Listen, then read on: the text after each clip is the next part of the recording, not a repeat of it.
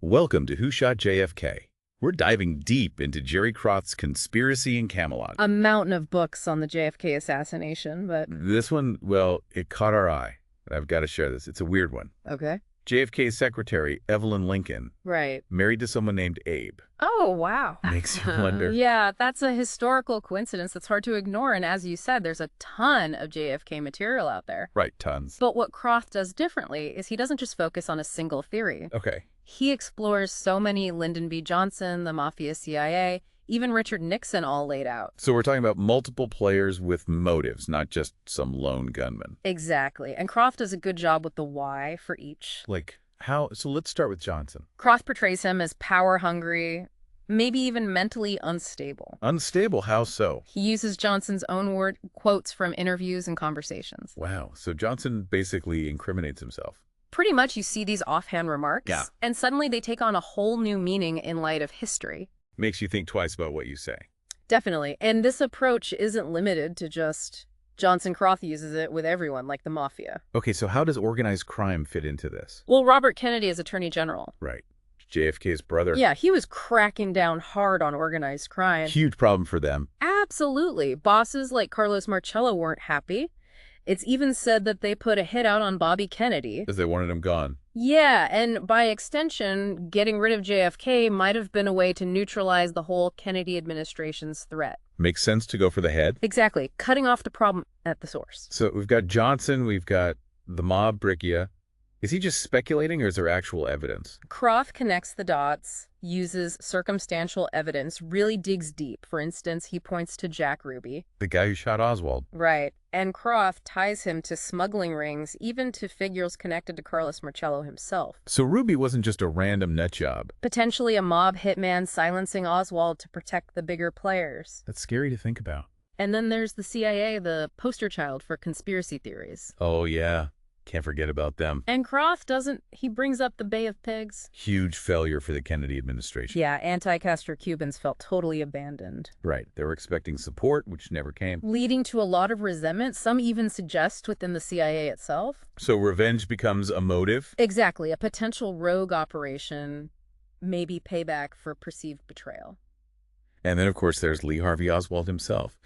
His ties to intelligence agencies are always a question. Yeah, Kroth digs into Oswald's time in Russia, his defection, his return to the U.S. Right. So many layers to this guy. Exactly, and so many inconsistencies. Was he really acting alone, or was there something bigger going on? It's the question everyone wants answered. And here's where it gets even more interesting. Kroth mentions this book found with Oswald's belongings, The Shark and the Sardines.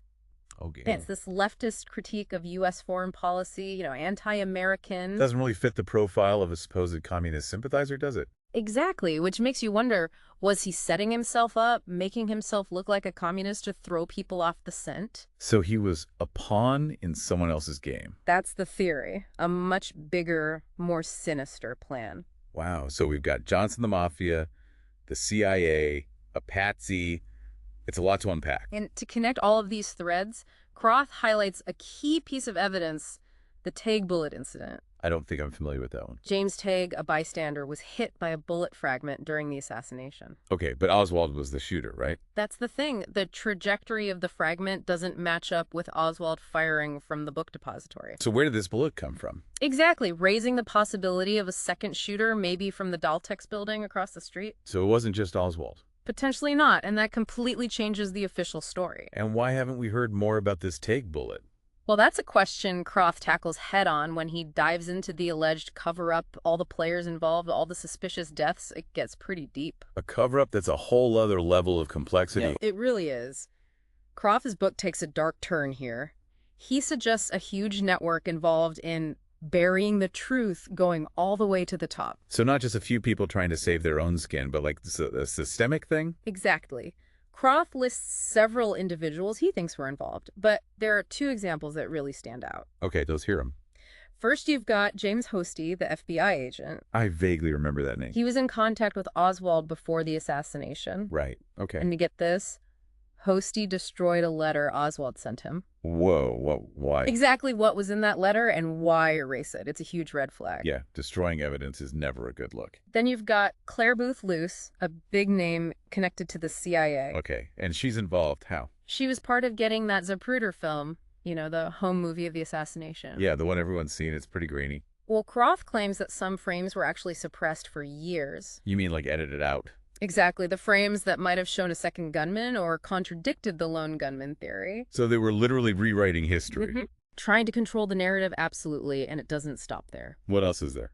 Kroth brings up the suspicious deaths of a lot of people connected to the assassination witnesses, informants. Okay, that's not uncommon in conspiracy theories, right? True, but it adds another layer of intrigue.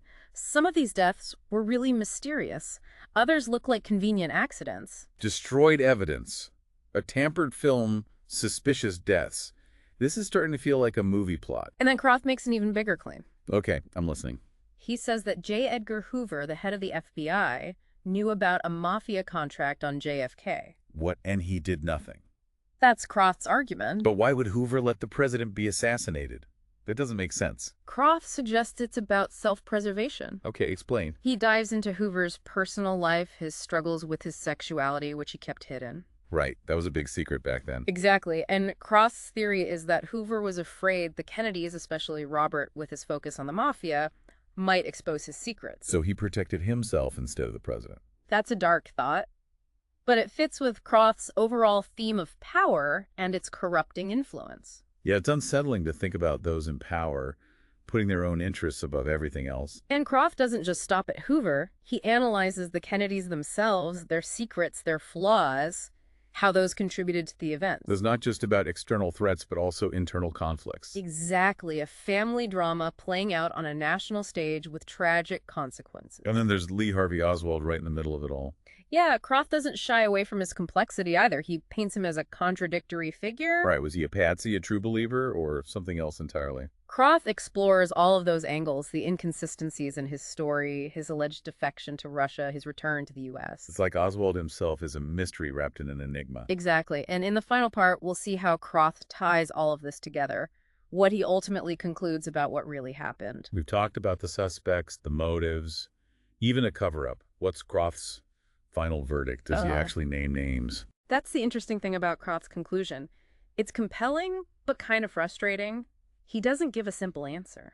Oh, really? He lays out all this evidence, the inconsistencies, suspicious deaths, the information that was hidden, and says it all points to a huge conspiracy way too big for just one guy. So it's like he's built this giant puzzle, put all the pieces together, and then said, look at the big picture. It's not just Oswald. Exactly. It's a picture of a system that failed power and secrecy, leading to a president's assassination. And powerful people were involved in making it happen. Whether through ambition, fear, or protecting themselves, Kroth argues they were all complicit. It makes you think about power, how easily it can be corrupted, even in a democracy. That's why this book is still relevant today. It's not just history, it's about understanding how justice can be undermined. And how we can be manipulated. Exactly. It's a call to question everything, to dig deeper, to not just accept what we're told. Especially when it comes to something as big as the JFK assassination. Kroth's book is a reminder that history is always changing new evidence, new perspectives. It's never really settled. So what's the takeaway for our listeners who are into the JFK assassination and all its mysteries? I think Kroth reminds us that some questions may never be answered. There will always be loose ends. Right. But it's about being critical thinkers, challenging assumptions, and never giving up on the search for truth. Even when it's hard or uncomfortable. Exactly. We can't be passive observers. We have to actively engage with history, try to understand it and how it affects us today. So go read Conspiracy in Camelot. See the evidence for yourself and decide what you believe. And let us know what you think. Share your thoughts on social media. Use the hashtag #CamelotConspiracy. Let's keep the conversation going because the truth is out there somewhere. And finding it is something we have to do together.